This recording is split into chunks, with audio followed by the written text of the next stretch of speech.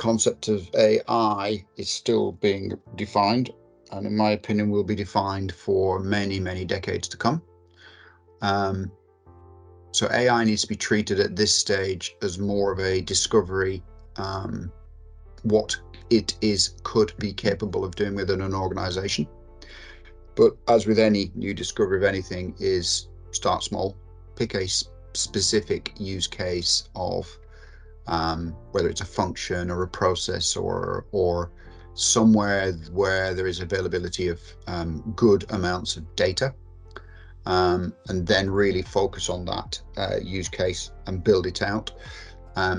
That's the fundamental and critical piece when you're looking at a major number one tip for beginning the journey.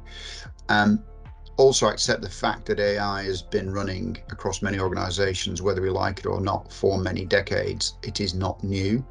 It has been around for a very long time, whether you want to define it as machine learning or other deep learning capabilities around data. So AI isn't necessarily the new kid on the block, but it is something that has captured the imagination of many of an organization's employees and groups. And consequently, it's got the imagination of leadership. So really what you want to do is, and a little tip is to reaffirm that understanding of AI and what AI can and can't do across the leadership teams, and get buy-in. That's a really important part to it as well. And then from my perspective, as having a background in risk management as well, is look at the risks of using AI. Evaluate them very carefully across your security, AI data bias, AI errors, legal compliance, all that good stuff, and just work out how you're going to mitigate those in the context of your own organization. That's really, really important. Obviously, going around integration of AI with tools and processes is also a major challenge, but that's something well worth looking at. But as I say, with start small and focus on a specific use case, start with a proof of concept or a pilot, whatever your definition wants to be. My experience is you start with that proof of concept based on a challenging part of any business or process, and that really will pay a lot of dividends, because if the proof of concept's got a challenge statement that is common across many functions, it really is a good thing to reuse and as a sales tool, shall we say, to get the AI message across.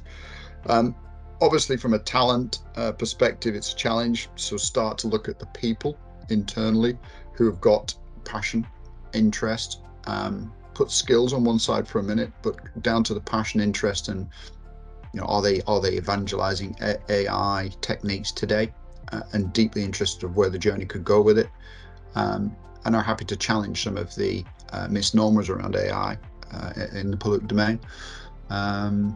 And that's a really important bit to get the talent there. And then last bit is it's never ending. As all good software technology should be, it continually needs to be iterated. It feels like in the public domain right now that a lot of the external AI major players, tech players, are releasing phenomenal leaps in quantity and quality of AI techniques, feel like every day. Part of the biggest job we've got right now is keeping up with what is actually out there and happening. So the last bit I would on tips and tricks is all about trends. Do the very best you can, not as a single process, but get multiple people sharing their experiences around what they see as being the next trends for an organization in the use of AI. And that's a really powerful thing to do as well. But yeah, start small, get buy-in, get realistic expectations from what AI can and can't do. That's the real sort of bits of the focal point for that part.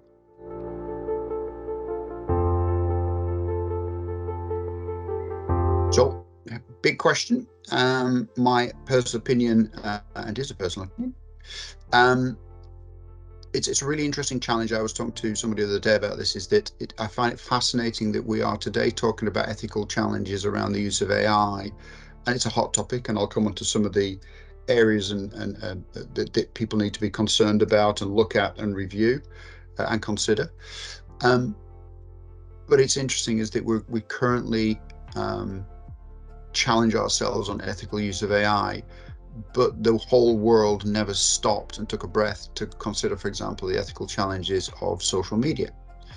And it's a fascinating challenge right now that we will, and we are in my organization and other organizations that I've worked with, the creation and running of AI ethics committees and groups of that community and of interest is absolutely mission critical in terms of governance. But it's fascinating that, you know, I often reflect now that we never stopped to look at the ethical challenges around and concerns around the use of social media, and I include things like LinkedIn in that conversation as well. It's a really fascinating place to be right now in terms of the AI journey, when we look back of where the social media and the impact of social media has been across business professionals and the public worldwide, and the impact it's having across everything from democracies and everything else, and all kinds of data points we've got on that. That's an interesting place. But to answer the question directly, so the bits in terms of ethical use to consider, most people are very aware of the concerns around bias that's within data and AI systems, having the ability to bring that bias into the forefront of people's minds and consciousness. That's a challenge. You need to look at that. AI, I've always been a complete advocate for AI must be explainable in a simple manner to all end users, whoever they may be. If you can't explain the algo and what it's trying to do in terms of the technique, that's a problem.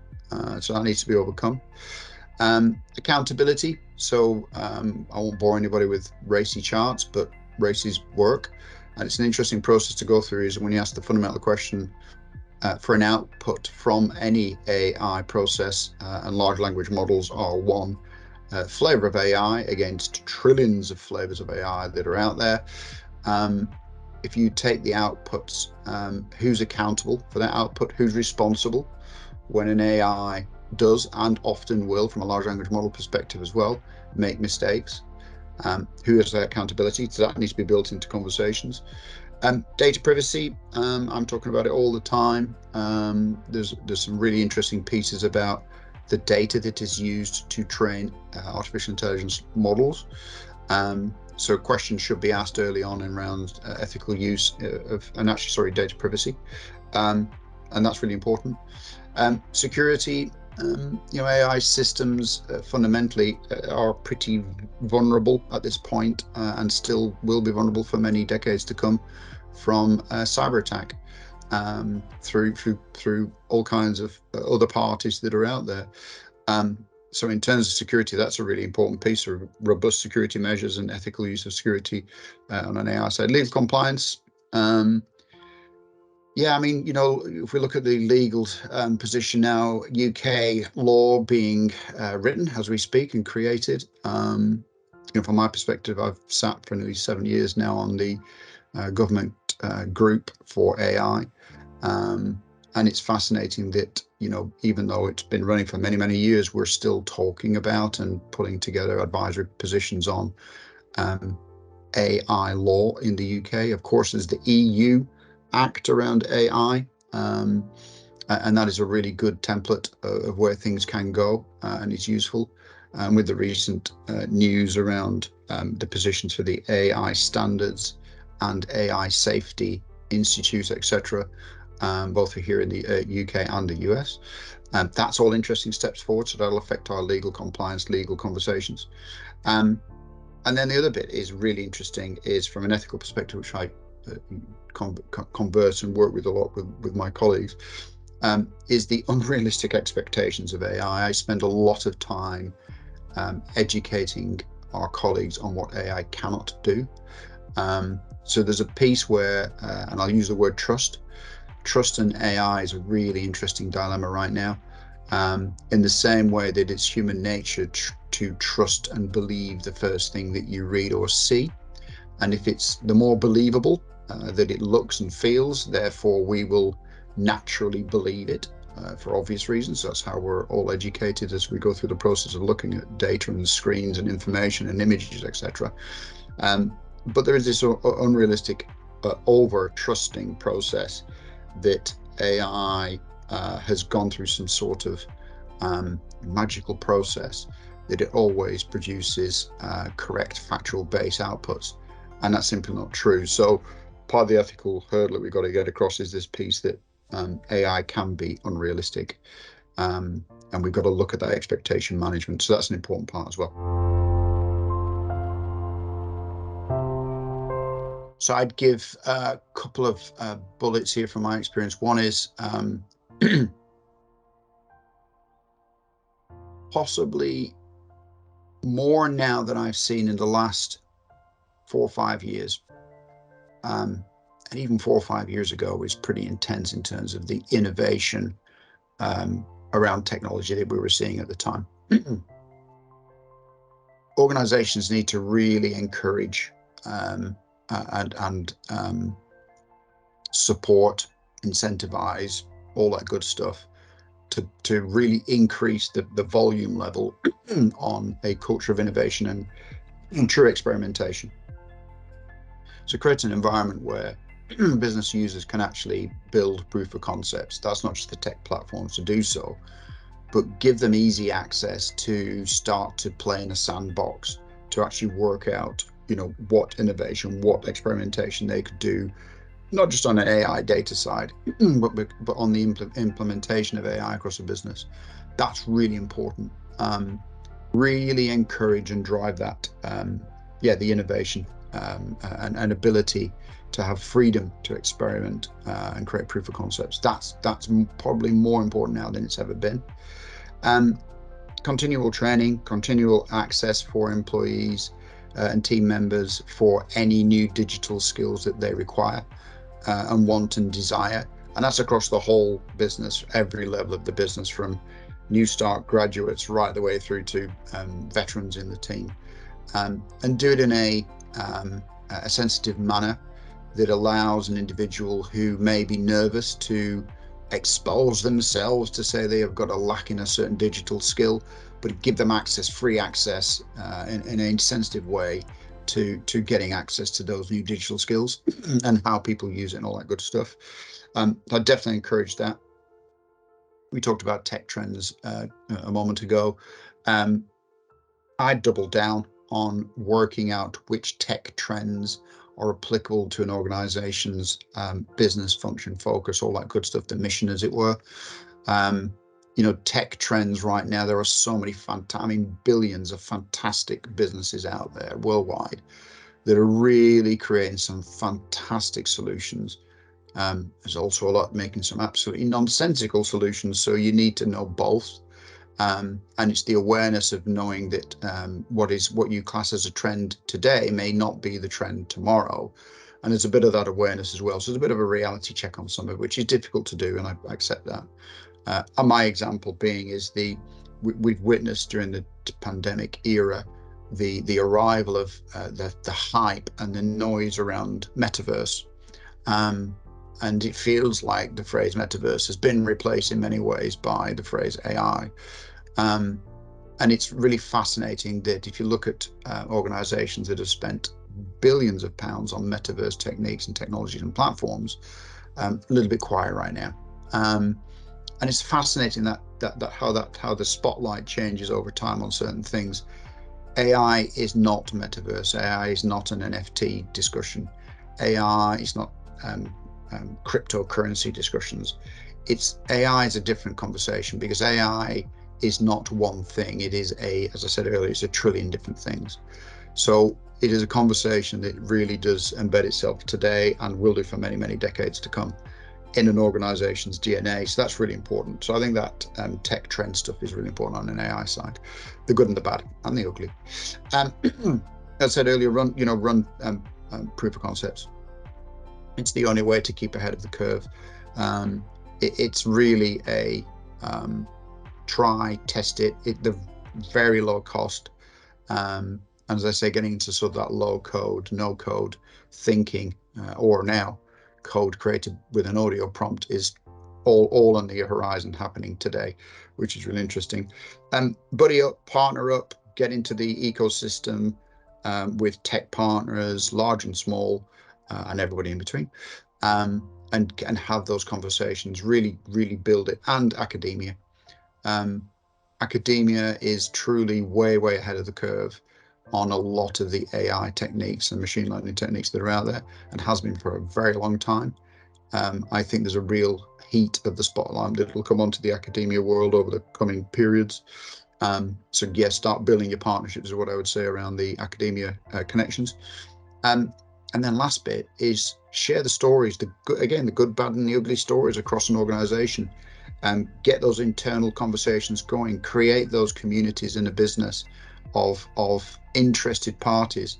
And those interested parties don't necessarily have to be the ones who positively, support any AI work. These need to be people who are challenging it, who have got fear, uncertainty, and doubt around what AI is going to bring to a business and communities and society. It's important to have all of those people in that conversation. You do not want to be in a room full of yes people who will drive you down a rabbit hole and you'll never get out of it. So that's a good thing to do. So that sharing the knowledge across the organization is really important as well. So that's a good one. So I hope they, each person, and we can always try and please everybody all the time, right? Is to get the passion that, from an AI perspective, this really is a pivotal time. This is a really big moment. If I can encourage people to just take a breath, take a step back, and understand that, for me in my journey, and I'm showing my age now. So back into the late 80s, when I first started working in computing as a mainframe programmer, which was always good fun. I saw the arrival of the desktop PC, XT machines, and IBM PS2s, which I always conjure with the fact that Sony PlayStation used that later on. It was very funny. But anyway, so I look at those big milestone times of the PC arrived. We started then using mainframe data, exploiting it on a PC and putting it back to the mainframe and doing all that good stuff there, saving costs, doing things faster, bigger, better, faster. I saw the arrival in the mid-90s of the internet. I helped set up one of the first internet service providers in the UK. I saw the first websites being built. One of the companies I used to be the MD for was building websites in the good old days. We built some of the first e-commerce websites that were ever put together. We built secure encryption systems for use of credit cards online. Built a brilliant encryption system for transacting payments, which was very similar to one called PayPal, we may have heard of. I wonder what happened to that. So that was all good fun, some big learnings there. I remember the arrival of the internet into the corporate in the mid to late 90s through browser access and the use of a search engine, which allowed people to access information faster, bigger, better, faster. So all these bigger, better, faster things happening. The arrival of the smartphone, early on products like wireless systems using compact iPads and things like that in our pockets, which were before the iPhone. And then obviously the smartphone itself, so pocket access to the internet in a user-friendly way, again, another seismic shift forward. And then I look at the onslaughts of 2G, 3G, 5G, 4G, 5G, speed onto mobile technology, phenomenal. So it's now high speed. All of those big changes, pivotal moments in our tech journeys, that's really where it's at. So if I can get across to people that they see those big events and the AI and its arrival into our consciousness as business professionals and at home, if we really think of that as being a pivotal moment, it's a really exciting time for us to be, looking at the opportunity AI brings to all of us, from a business sense and from a personal sense as well. So I really want people to walk away with a moment for them to pause, think, and then go, actually, these are the areas we need to look at to exploit data using AI machine learning techniques to allow us to really bring the mission, the business outcomes to an even better level than it is today. And that's also for society. For how do we increase people's quality of life using techniques and technology? It's all good. It really is. And I want people to get that passion. This is the place to be. This place to do it.